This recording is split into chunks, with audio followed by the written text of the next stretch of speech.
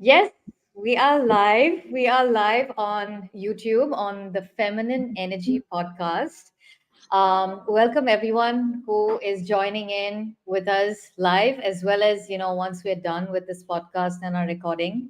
I'm Caroline Cares Fernandez. Joining with us Um, live, as well as, once we're done with this podcast Do and I our hear? oh recording. no, No, no, I go ahead. think is it better now? Yes. Okay, all right. So we have a very special guest today. Her name is Rekha Kurup. I'm going to be diving into that very, very soon. But before that, I want to take a step back to kind of build a deeper context and insight into the intention behind this specific theme of a podcast and why I chose to frame, a set of series around it. So the feminine energy, through everything that I have been studying and acknowledging, I realize that there is a lot of value with the feminine rising at the moment and everything that's happening across the globe. And, I believe that a lot of this acknowledgement and work is being done in pockets. And it's a growing consciousness. And while I don't know everything, I must admit, I believe that having a podcast such as this is a way to further deepen and activate the awareness on a collective level, but also more importantly for me to learn and really deeply understand what's going on with respect to the world at large, what's going on with respect to feminine energy, why is it important right now to be in this knowing, and how can we probably facilitate and accelerate what's necessary in the world. So, with that as a starting point, welcome to all of you watching in. This is episode two, and I want to share a bit about my guest. First, to tell you that she is my soul sister. We've known each other probably for the last 8 years, if not more. And, Rekha, especially with meditation and Kriya Yoga, you have always been way, way ahead compared to me. And it's such a pleasure and such an honor to have you here. So, before I go in deep and open things up, would you like to say hi to everyone watching in? Yes. Hello to everyone. Hi to you, Caroline. I'm so happy that we are connecting after a while. And I'm so honored to be here and yeah, be here with you on this podcast. Thank you. Thank you so much. And the honor is all mine. Let me first share with everyone watching in a bit about you before we go deep and unpack some of the other deeper dimensions to your soul and your work. So, Rekha, your work is deep. That I will definitely, bear witness to and have been, feeling into your experiences over the last few years. It's immersive. You have chosen to take two systems, and I prefer to look at today's episode really as a way for us to open things up further. And I just realized that, what you gave me is not in my intro. So I will need a moment to please just um, get that back Yeah. for us. So, Rekha is a women's spirituality teacher, trainer, family constellation helper, expressive arts therapist, and a certified compassionate inquiry practitioner. Her foundational wisdom is rooted in earth based indigenous wisdom of her matrilineal ancestry and the yoga spirituality India. She currently resides and practices in and from Bangalore, that's in India, and has over 2 decades of experience facilitating safe, open, compassionate healing spaces for all age groups and offers a wide range of teaching, learning, and awakening opportunities through her initiatives of the She Stands Tall project and the Ordinary Human project. And she can also be found, we will drop in her links to where she can be found, but Rekha Kurup is her website. Let me come back to you. A warm welcome again. It's very interesting. I do want to, jump into the ordinary human project, but before that, I know that a lot of your work, and I looked up YouTube around women's spirituality, and pretty much like you're on the top of that list where that content is concerned. So, can you probably open up and share with us, please, the parts of how you have framed spirituality as wisdom? As women's spirituality, as wisdom or As spirituality? wisdom. Yes. Um, so generally, when we use the word today, spirituality, you all the what you would hear is about this higher self, higher learning, enlightenment. Yeah, so it's all out there. It's not. Yeah, so most of the spirituality, it has a very, and it's beautiful. It is, but it is this to rise up. It's the masculine movement of rising up. There is this movement, and we need that too. Yeah, and at the same time, our feet are very much on the earth. We are here inhabiting life on earth. Many times, this spirituality, we've gone so much here that it becomes very difficult for us to be with each other. Yeah, Hmm. yeah. So that's a disconnection. Yeah, so that is most of the spirituality. So I want to really say, when we say spirituality, for me, when I say spirituality, is there is this continuous, um, there is something, I mean, in the word huge of yoga, it is there. It is this, that everything is whole. Hmm. Everything in this universe is whole. There is a wholeness which is there, even though we are separate as human beings. There is you as Carol, me as Rekha. But there is this, when we are in connection with each other, in those moments we can come into that wholeness. So connection and wholeness are not very different. Yeah. So, but in this spirituality, there is a, when we were talking about this spirituality, it is a very, it is it is a journey of going somewhere. Yeah, so it is, so in the relational aspect, it is so much not, at least that's how, I must say that I was not raised a woman. I was raised a man. I think, like most people, most women in the modern world, we don't know what it means to really be a woman. And women's spirituality, when I say it was my own journey, of coming into a master's program, which kind of doesn't exist now, but it was a master's in women's spirituality, about this exploration of when a woman places herself at the center of her experience. Yeah, when she's the authority on her experience, what is wholeness? How does she meet wholeness in her life? Yeah, how does she show up in relationship? And I feel like most of my life, it was always informed from the outside. I had to subscribe to a lens outside which didn't land with my body. So it was always that I had to disconnect from my body and whatever was happening in my body, to take on a definition of spirituality which was always in war with my body. So women's spirituality is actually spirituality which is in service of life, service of life in this body on this earth. Yeah, that I don't have to be there to experience wholeness, right here, right now, in this body, as me, as woman. And when I say woman here, I'm specifically talking about the womb. I'm talking about the womb female. Yeah, and I'll tell you why I say that womb female, because there's something about the changing in our womb. Our womb is forever changing. From the first day we start bleeding to the last day we will pause, the womb is forever in a seasonal change, just like the earth.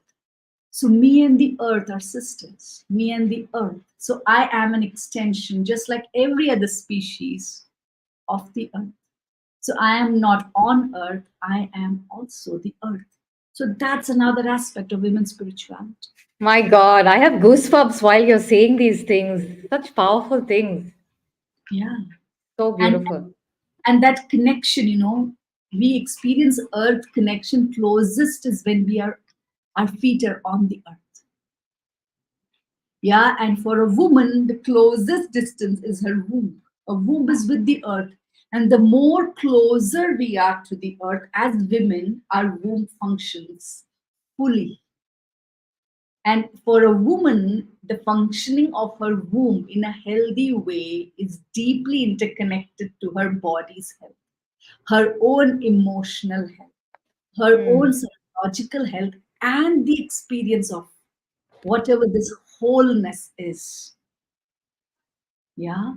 And some of the aspects when I say of women's spirituality is this ability that women have when we get rooted into that is the ability to hold polarity, to hold, to hold many opposite views and to be at ease in all of that because that's happening all the time in our body. Yeah, we would often hear you ask a woman where she wants to go, and she will say that, okay, I want to go here. And 10 minutes later, you ask her, she said, yeah, not there anymore. I want to go somewhere else. Yeah, that's her. And that's fine. That's life too. That's nature because change is the very truth of life on earth. Life, nature is not just on earth. I'm sure any planet we are, things are forever changing, every moment is fresh. But as women, that's, and I feel that's the feminine, is when it is here, when it is rooted, when we are situated in our root system, when we are situated, when our feet are on the ground. Yeah. And I think we are all connected that way. Every species on earth, we are Hmm. connected. Yeah, we are connected. We have a place here on earth, and we are the youngest. We have the youngest place actually as human beings. We have the youngest. An ant is much more ancient than us on earth. Yeah. So, and I feel women's spirituality opens up that. You don't need equality because when you found into your root, yeah, into your womb, yeah, and if you can, when women are discovering ease in the womb, they know that everything they have to find a connection with. Yeah. So life comes out of a womb. Yeah. So we then there is a connection to every life. I mean, everything has a place on this earth, an equal place on this. Yeah. And yeah, equal place on this. So these are some aspects, and it's also cyclic. Our womb is cyclic. We are back there again. Every 20, 30 days, our womb is back into bleeding, just like the moon, just like the day and night. Yeah. So just like the season. So it's cyclic. It's not linear, it's cyclic. So everything on the cyclic, yeah, it's infinite. So so it's cyclic, there is an, it's changing, it's rhythmic. So all these are part of women's biology, it's part of women's emotions. We have this ability to meet that, yeah, to feel that. I feel that's women's spirituality when we can allow this rhythmic inhabitation of this rhythmic life. Because I feel when women lose connection to that, human female, okay, we are not talking about any other life because no other species loses that connection because nature is established. Yeah, it's in human that happens. So when a woman it happens, and I feel like all disconnection begin with in the mother child bond. Yeah, so that disconnection then starts seeping into every. So that's why I feel women's spirituality, women's connection to her womb, her blood, her breasts, her sexuality, uh, her personal autonomy, her personal authority, her knowing of herself, all these are most essential, are, yeah, for a woman to know and know that. Yeah, so that's women's spirituality. It's on the terms of a woman, and it is different for every woman, and for every woman to own that and show up in that with each other. And we know that, as women, when we are together, our womb sinks. Yeah, there is a deep sense of sinking that happens in our blood. We'll start bleeding together. So there is a relational wholeness itself, which goes both, I feel, horizontally, vertically. So it is also connected to a mother, grandmother, great grandmothers, women in our line. And so there is a multidimensionality. Yeah. So that's when that wisdom, which is old wisdom, which is the primal wisdom, it's the beginning. That's, I feel, that's this spirituality. Our bleeding is what awakened us into being human. The way a human female bleeds in sync with the moon is not directly seen in the primates. In many primates and mammals, when they bleed, they are actually fertile. They bleed to Hmm. mate. We bleed to be alone. Stay away. It's my alone time. It's my Hmm. rejuvenation time. And on the exactly opposite side is when I meet. Yeah. So it's a very different movement. Birthing in a female is a new movement, the way we birth. So we had to stand up, and we had to be erect, and we our baby drops to gravity. So it's a very different movement. So there is a human, this whole possibility of now we can rise up, that actually began with the human female. The possibility began with the human female's womb. And when that is forgotten, this rising movement does not have direction.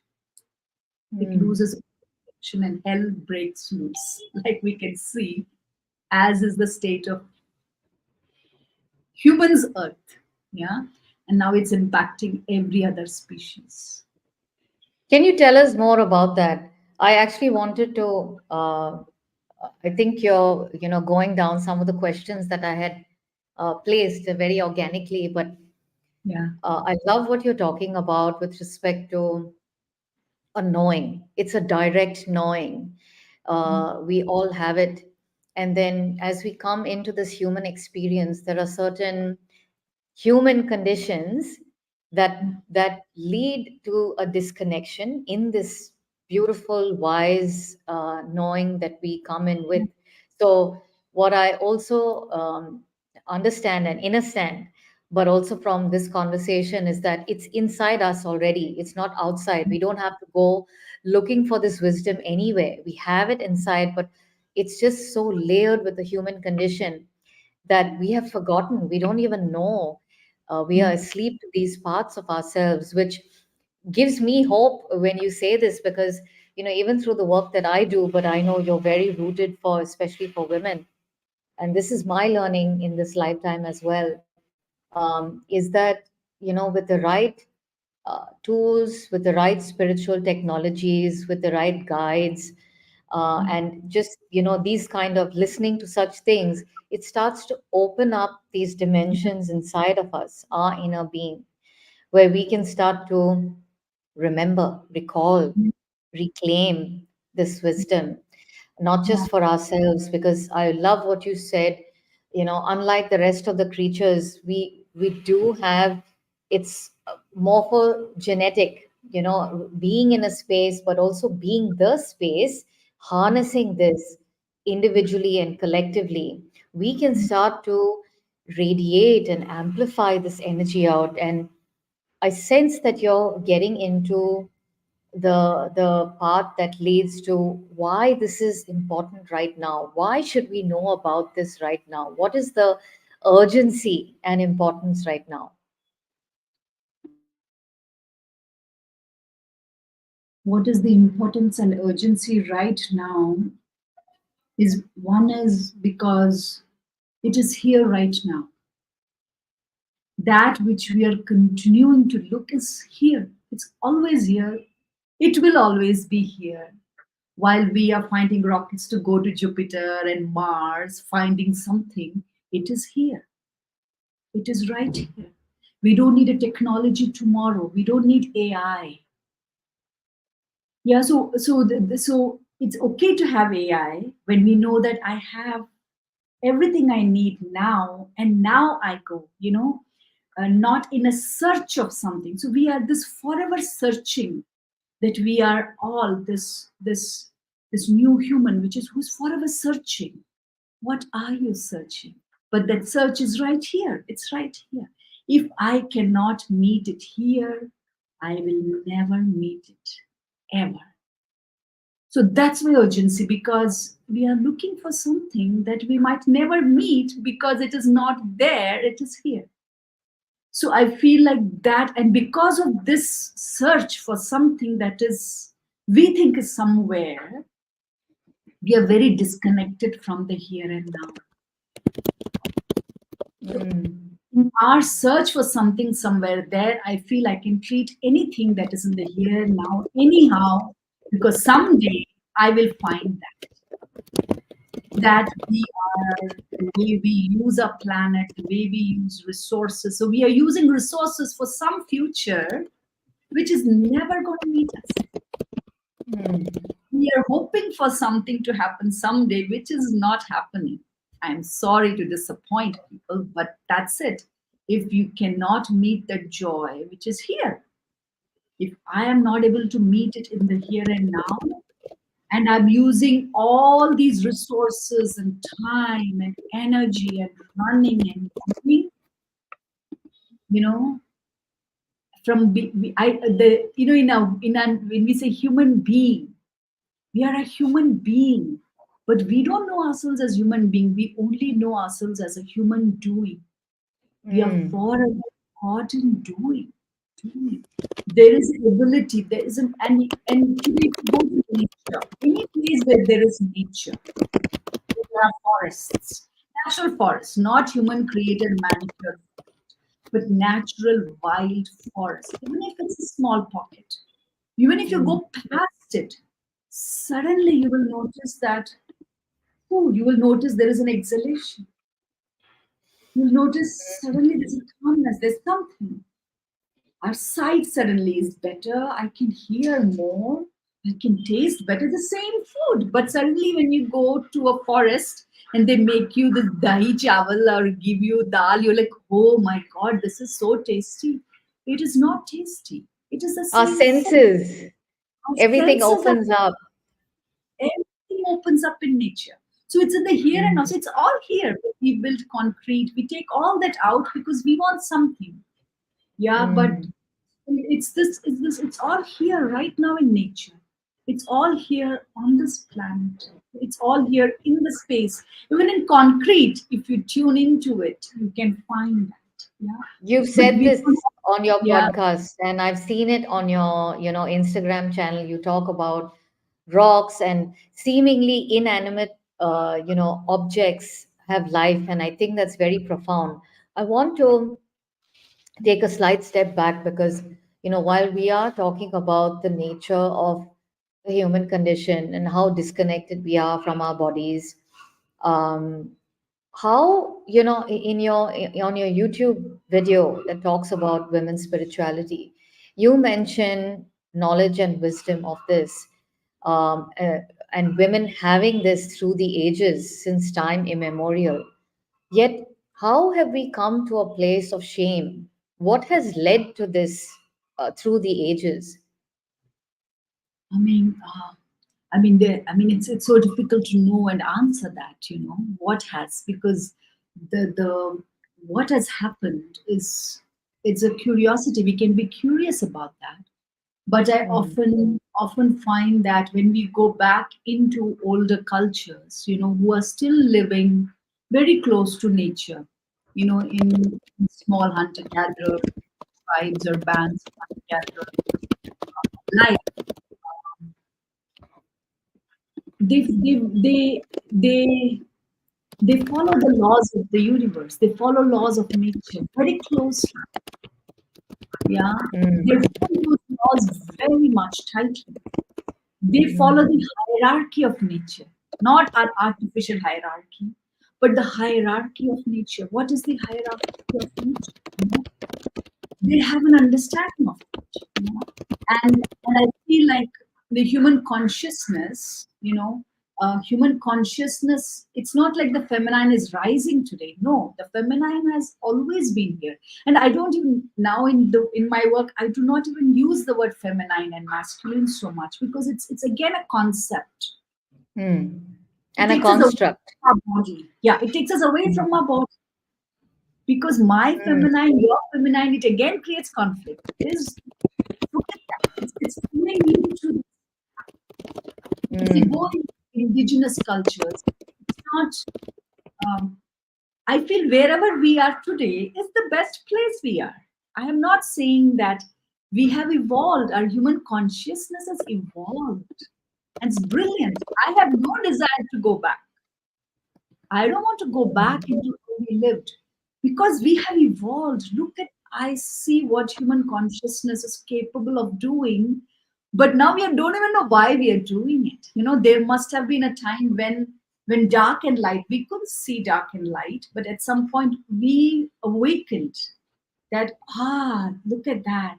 There is separate, there is light, there is shades. We could see, we could sense this awakening of consciousness. And I feel like the ancients, they created maps. So we don't forget, because they are closest to that experience of wholeness. We have moved away. They had the remembrance very clear, because it's like, when you experience, say you go to, a couple of years ago, I had gone to Alaska, and I saw the one of the oldest glaciers, which is disappearing. Now that remembrance is way past for me. But that moment when I was on that glacier and I walked around, the feeling I had, the remembrance of it stayed for few days, and slowly it receded. So I wrote things down so I don't forget. But now when I look at it, so when you wake up, when you have an awakening, when you remember, you know, some remembrance, as we keep going, it starts fading. So our ancients, they created maps. They created rites and rituals. These, so that, rituals are not about God, they're about humans. Mm. When they awaken, they become aware of a rhythm. Whoa, this is not, there is a rhythm. And when I align with this rhythm and I move in rhythm, the possibilities of my experience is amazing. I can meet consciousness right here and right now. So they created these rhythms which are very much connected. So we don't forget. Now we have rituals, but no remembrance. We have forgotten Mm. what these rituals ever meant.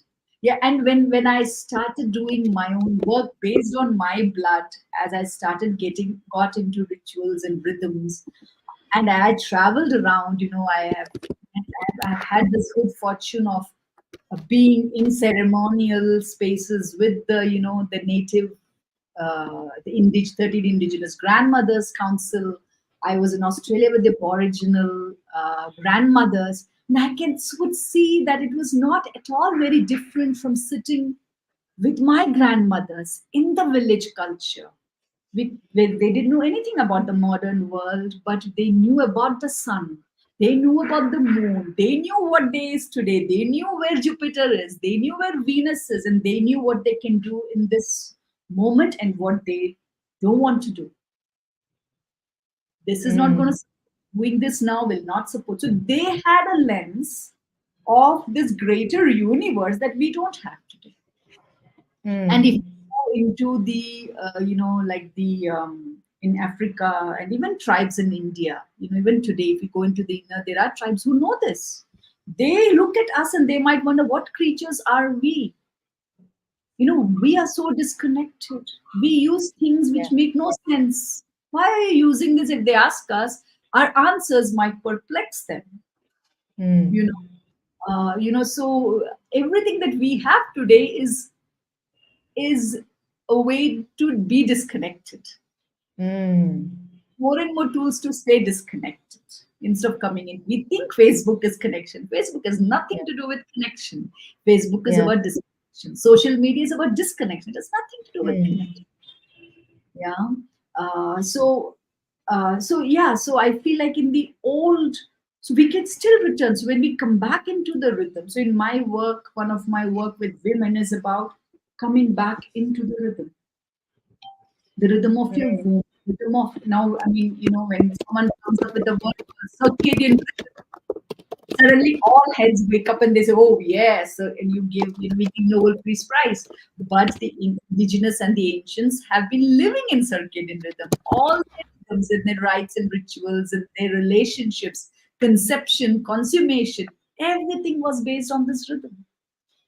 Yeah, death, everything was based on this rhythm. Yeah, so going back to that rhythm, I feel the minute we go back to the rhythm, our biology remembers, our cells remember, and some deep, Beautiful. yeah, thing awakens. And then, I mean, once we are home, once we know home and we know we're home, we can go out, play in the world, and come back home. But we Hmm. can't be out in the world and look for home. It's not in the world. Home is a different place, and it's right in us. It's here, So that there is a disconnection in our knowing. So that, yeah, that is the old, um, yeah, that's the ancient map. That ancients map our elders, and many of us have lost our elders. I mean, world has changed so much, in the last, I think, thousands of years. So much of us, we have shifted. There has been shifts, and some of this has also been because of environment, population growing, and Yeah. conflicts. So I don't feel there's nothing right or wrong about any of this. The curiosity is, it's all here even today. Let me dovetail into because what you're talking about, from what I am sensing, is much more beyond just gender. We're Yeah. talking about life in its wholeness. And I want to Yes. kind of dovetail, because many of the things, questions that I had, you're kind of answering very organically around, disconnection, but also reclaiming, and then, ancient wisdom, and these kind of deeper blueprints, if you will, that Yeah. are available for us to tap into, become more aware of. And I want to kind of open up the paths around. You've done so much work in the space of earth based indigenous wisdom, and I Yeah. sense, you know where we entered from women's spirituality is so deeply connected to this. And I want to ask you, because you're talking about, universally there is this pattern with respect to universal laws, how they are acknowledged, revered, honored, interpreted, and, used, embodied, from the human perspective. And so, uh, talking to you about sacred places, especially because you have visited so many of them. These are not just sacred spaces for human beings, they are sacred for all of creation. And we are not the only beings that can perceive this sacredness. So, how, in your experience, understanding the wisdom that you've just spoken about, but also bringing it back into earth, what are some things that you feel at the moment we are not able to recognize? We've not seen it, we cannot see it from Mother Earth, that we need to remember based on your experience and your work in this field? I think one of the biggest things that I see is we don't know how to slow down. Mm, Slowing down. Because only when we slow down can we access the non doing mind. Yeah. mm, Because when we slow down, when people slow down, our mind starts doing. So we still don't experience the non doing mind. We are sitting, but then we are thinking. So we have really mm, not slowed down. Slowing down in the old ways, there is a non-doingness, and its non-doingness is about And if you see a baby, babies as we are born, it's you'll see babies. Babies can just sit there and look at their hands or to look somewhere and be there if the baby has received safety and connection in its environment. Only then, yeah. So that's where the Mm. interaction begins. But generally, if you have seen, in indigenous cultures, how the baby is slung and the mother is working in the tribe and they put the baby to the side, the baby can be there. Mother might be little far, it can be hours just being, cooing, being there, just being. It doesn't have to do anything. It can be quiet, and uh, we have, and it's a very inbuilt mechanism in our brain of rest. Mm. You don't need to create meditation. It's built into a nervous system. Mm. It's a natural ability. It's built in you, and you will notice this window open up, the slowing down window open up at 3 p.m., between 3 to 6. If you are Mm. aware of it, at the minute there is a dip in light outside, you will also notice there is a dip in our Mm. mind immediately. Usually, what people will do when you're at work, that's when you want to go and have a cup of coffee. Yeah. Instead of that, if you could just tune out, and you have to train it, because we have conditioned our mind to again Mm. go doing. If we, in that moment, take a break, we just slowly sit back, just be there in that moment. Mm. Just slow down, not do anything, and suddenly you will notice this conditioning emerge. We will all meet the conditioning where you want to do. Suddenly the mind is coming and saying, hey, but you can't say that, do this, have to plan this. And you say, "Thank you."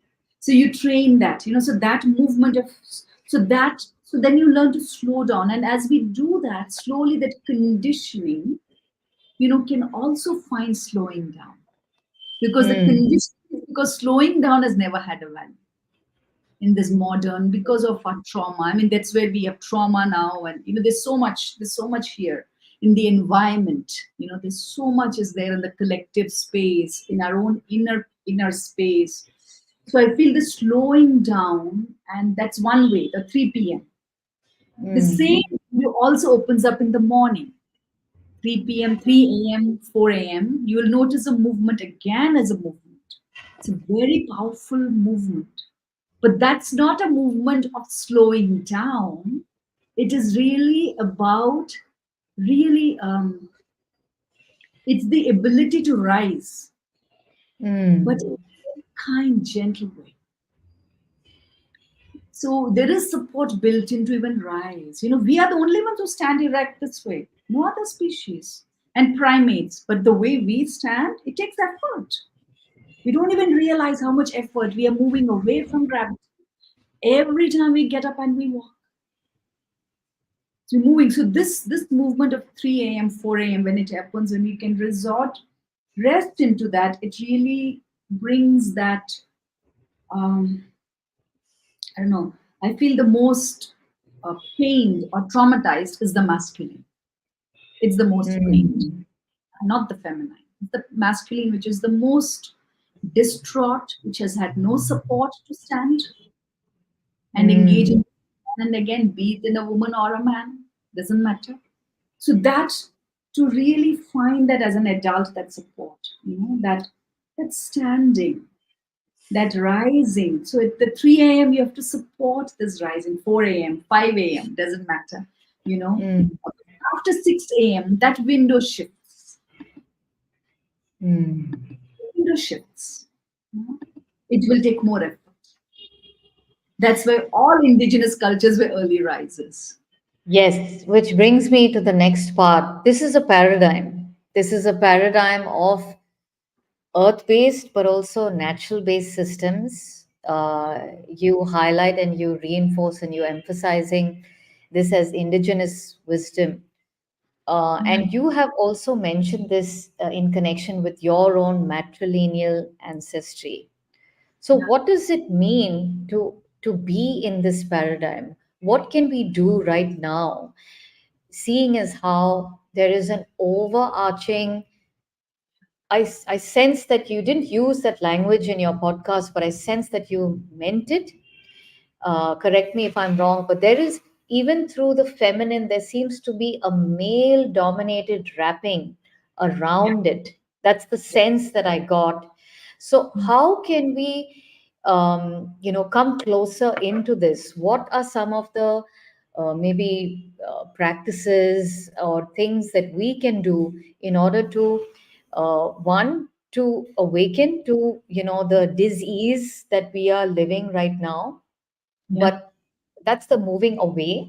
But I would say the coming towards, what would that be? What would it look like? What would it feel like? How can we get there?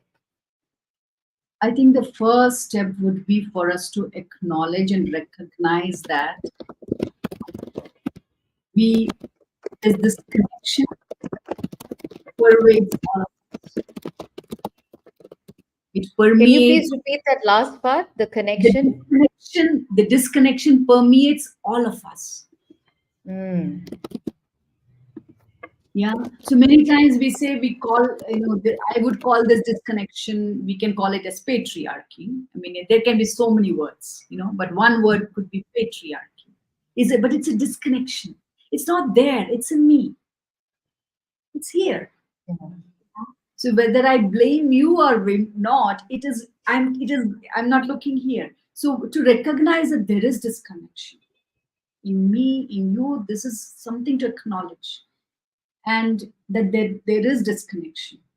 We have, and even like we will all meet this disconnection. The more we can recognize there's nothing wrong in that, Mm. it's easier to go there. Yeah. So Mm. that, our own movement. Oh, to recognize. Right now with you, I got disconnected. Mm. So that movement takes us immediately to earth. It brings us. It brings us into connection. Mm. To know that I'm not breathing, immediately you will recognize, I can breathe. Yeah. So recognizing that I feel is very important. And I feel because of our womb, because where does every human life begin? In the womb. Yeah, in the womb of a woman. And Mm. human life. I mean, till human beings, I mean, we are on this journey of creating a artificial uterus. That's what we have become. Yeah. uh, till then, till we are able to do that, and that will bring us all the disconnection again. But the womb, we begin our journey in the womb of a woman, all of us. Mm. Even if it's not a baby, now we have, the the fertilization happening outside. Still the womb is irreplaceable. So our Mm. home begins with a woman. So for woman to know home is absolutely essential. And today in the way that we live, she can't do it alone. Mm. Systems that we live in, systems of governance, systems of medicine, systems of healing, systems of housing, systems of economy, none of that is built for us to experience home. Mm. And none of that is built for women to experience. I feel till society puts women and children at the center, and systems are built around that, I do not see change. Mm. Systems have to radically shift. It's a radical thinking. And that's what all indigenous cultures were. Women and children were at the center. Yeah. Mm. And a pregnant woman, a feeding mother, a nurturing mother was at the core of the center. Because Mm. if she is home, she knows home, that baby knows home. Mm. He doesn't need to go searching outside tomorrow. He knows connection. There is wholeness established in that connection, this early connection of mother and child. When that is experienced, and today, if you see, that is there, we have We have our whole system of birth itself s- bringing connection. The way the scissors come onto the umbilical cord and cut the thing, like there is Yeah. no life in the umbilical cord. No, there is. It's alive. No species does that. It doesn't happen in any other species. We do that. Mm. So we are also creating this disconnection. And we can't focus on changing everything. What I feel is who listens, who knows, begins. There feels like when I'm listening to the language and the energy of your words, there's like a dissonance. It feels like one part of our collective, Yeah. or maybe within us, each of us, but also at a collective level energetically, we have all of these man-made systems because there is an underlying belief that we know better than nature, Yeah. and we ought to be showing nature what it is that we want nature to provide us, which is actually it makes me feel like laughing, but it makes me feel like crying, because at the Yeah. same time I'm thinking, how great is nature Yeah. that it already has these intelligent systems designed, embedded right at a cellular level, Yes. as without, so within, Right. and it's from what I'm also, what's downloading in me as you say these things, which is a great part of my work that I want to go deeper into, is the willingness to be humble and say we don't know. We are it, but we don't know it. And Yeah. it's okay to yield to nature, to yield to this wisdom. It's everywhere, it's within us, it's everywhere. To, to yield and surrender and ask the right questions, because they're always, it's like a radio frequency, it's all around and it's inside of us. And being willing to be silent and move in flow with these natural systems, rather than this dissonance of, I know, if I do it, it's right, but it's not. It's actually causing a lot of disconnection and disease. Yet at the same time, we are so asleep to the fact that we are the cause of our disease. We are the ones resisting nature. We are the ones Yeah. blocking, this unfoldment and the way nature evolves and opens up. Yeah. Um, so is it right to say that on some level, through, you've spoken about things like the current, systems, but also, technology and the way it's evolving, Yeah. much to our deterioration and our detriment, that for us to just start to do the old ways, the simple ways of slowing down, of non-doing, of being like a child and being in awe of what is, versus trying and the doing, and the inner saboteur that believes that we know what's best.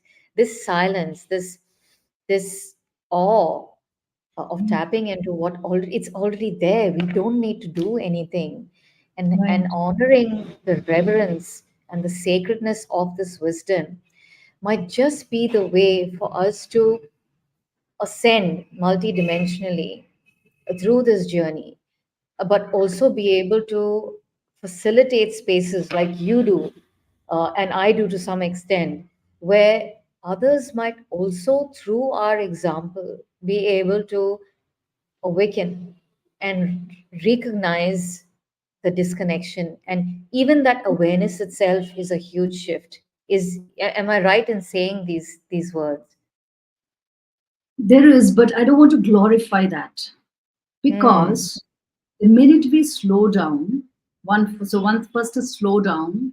When we slow down, what we are going to meet is pain.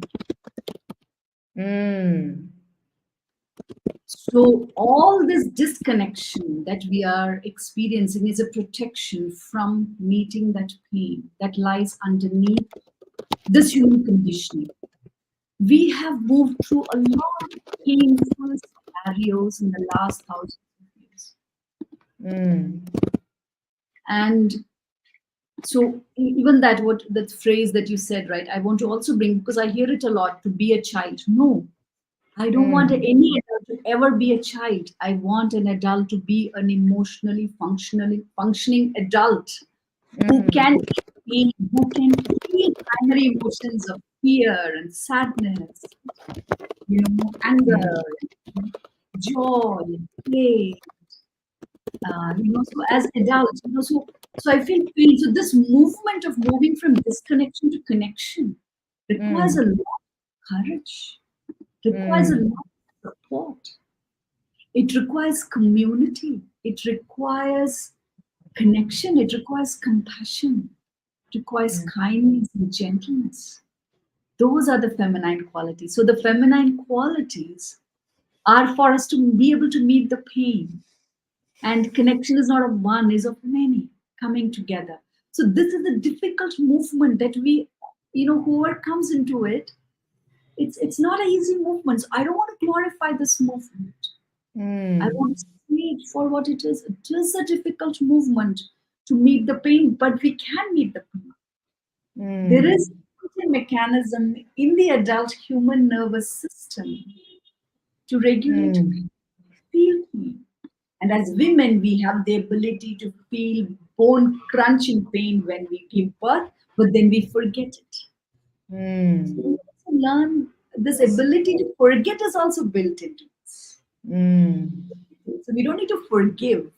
It's not, we have created all these artificial ways, we Mm. have to towards feeling those primary ways of being human, so feeling our pain. And then when someone else is in pain, moving towards them and saying, hey, I'm here. Don't even need to do anything actually. So Just, beautiful. no, you just need to be with somebody. Hey, I'm here. I don't know what to do for you. You would know, I will sit with you. You tell me what you need. Mm. That knowing to know that everyone I feel knows what they need if they have the space and the time to Mm. recover, discover it that we people don't have, right? So it's a the human, because we have such a long disconnection, intergenerational, transgenerational, systemic. It also requires a lot of courage, and we need systems that we can build small pockets where we can come and heal and sit in the pain, cry. We have water problems, and I feel we are not crying enough. We are holding all the water. Mm. Oh, that's so We profound. need to cry. We need to let those tears go, and rivers will run and flow on this planet. Okay. So beautiful. Yeah. Oh my, I could go on forever with you. We are, closing in on time for this episode. Um, I have, waves of goosebumps, and I can, just my chakras, just the sensations going through right now, because you're opening up some such um, necessary and important ways that I certainly believe we must start to acknowledge, start to sit with. I love how you, have looked at this not just from a perspective of women and the kind of power and gifts that we are embodied with when we come into this body, but also the alignment of the chakras of earth, and the energetic planes that reside here, and how we are an integral part of facilitating. We are responsible for it. In fact, it is a duty and an honor to be in this time. Surely, with the challenges that we have brought in, we also have ways to vibrate higher by being in this body and honoring the systems, and bringing them, or rather being closer to it. I love how you've spoken about uh, one thing that I noticed, I think, even on your podcast, if I remember, or maybe just one of your posts, where you speak about adults functioning as self regulated, emotionally functioning adults, which is, I think, extremely important in our day and age. And finally, the willingness to open and not just sit with ourselves, but also hold space likewise for others. We can't solution anything for anyone, but just the compassion and love of being in a space with another human being is so profound and so deep. And I would like to unpack this further.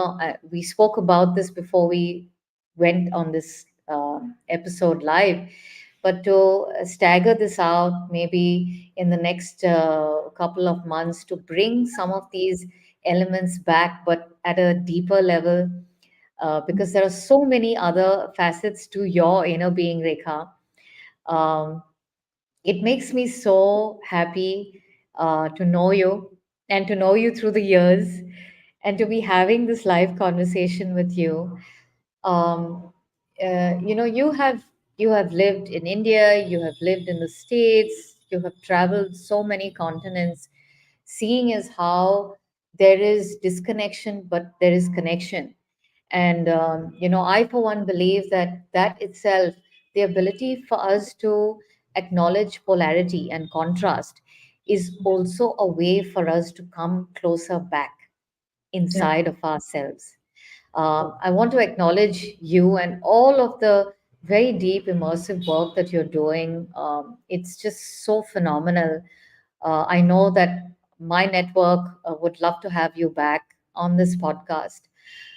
What might be some things through this lifetime for yourself that you have felt are the most important takeaways for you as a woman and as a human being?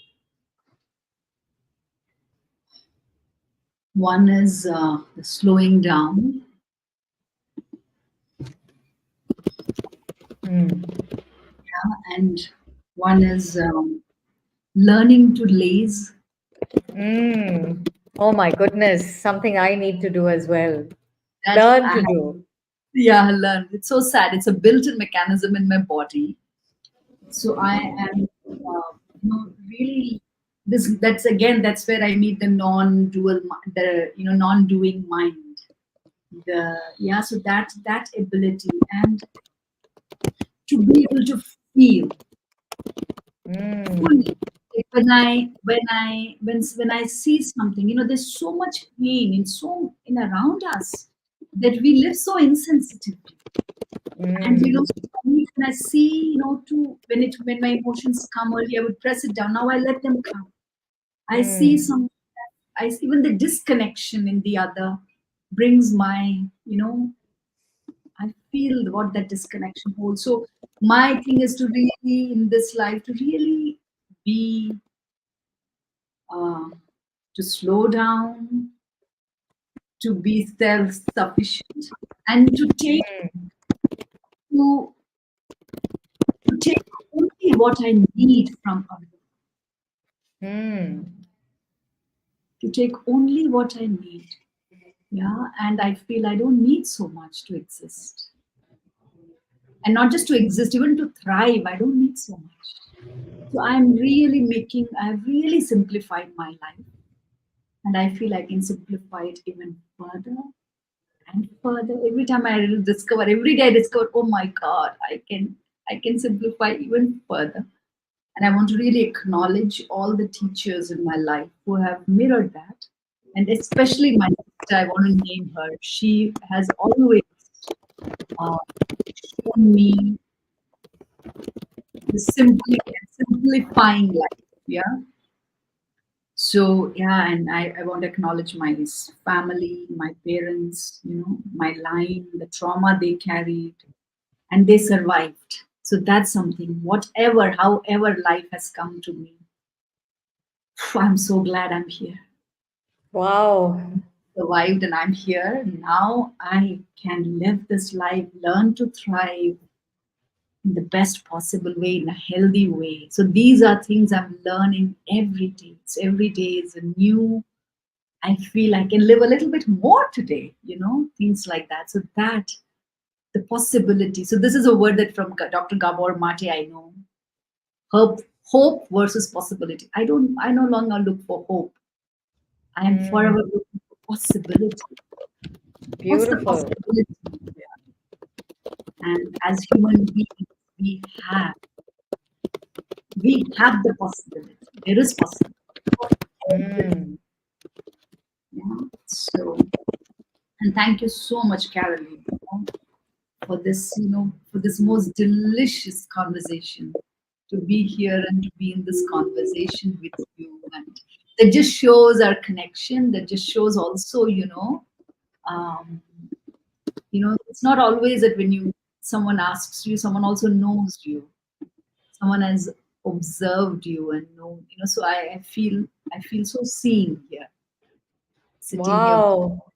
Oh I my gosh. to you, I have watched you, I know you're no longer in India, I'm assuming, right?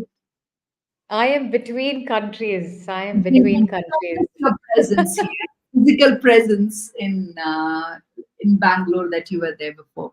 So I want to say that to you as well. Yeah. So really, my heart feels so much love right now for you and the work you do, and many blessings, many blessings. I'm receiving all of your blessings and I feel your heart from my heart.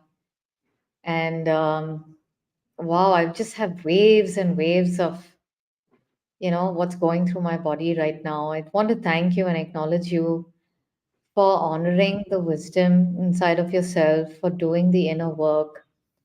And like you said, this takes courage. And it's not easy. It's It's not not. easy to show up. It's not easy to want to feel seen, actually, the vulnerability that comes with it. So, the degrees of that you bring, I so cherish our, I don't know what ship it is, relationship, friendship, sistership. Um, and I always consider myself from the perspective of the beginner's mind. I always feel that there's so much more to learn, and I truly hope that it's these kind of conversations that enlighten me into going deeper into myself, would also provide those watching in and listening to what you have shared today over this hour to also be called to feel closer to themselves, to be invited to feel okay, to feel seen, not just by others, but by themselves. I think it's very important for us to see ourselves and radically accept ourselves and acknowledge ourselves, a journey that I'm still on to a very deep degree. Same Uh, here, Carol. So I think yeah. And I do want to have you back. I think it's not a circle, it's a spiral back, yes, in the next couple of months. I envision that to be another chapter in your life's work that we can unpack. Um, and I wanted to ask you, how can people find you? So I have been typing this out, which is your website, yes. rekhakurup.com. So And she stands tall.com. okay, So Rekha Kurup is my personal work, so where I do one-on-one work and things like that. She Stands Tall project is the collective women's work that I do. right. So it is she stands tall.com. Yeah. But if they go to rekhakurup.com, it has everything. So that's enough. So let's put it all there and let's put it up for visibility. Thank you Yeah. so much. Thank Uh, you.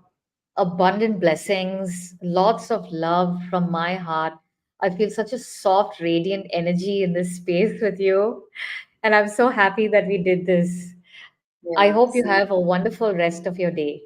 Thank you. Thank you so much, Caroline. And you too. Many blessings and lots of love. Love to you. Thank you. Thank you. And for everyone who's going to be watching in, because I'm going to be posting the link with some highlights and takeaways from what has emerged in this conversation. Some of it was planned at a very high level, but whatever you're hearing is all very organically, unfolding and emerging through this series and through today's conversation with Rekha. So if you're watching in, please feel free to reach out to her. I know that you're on Instagram actively, you can reach out to her there as well as the kind of work that she does. Thank you all so much. I look forward to another episode with you all very, very soon. Bye bye.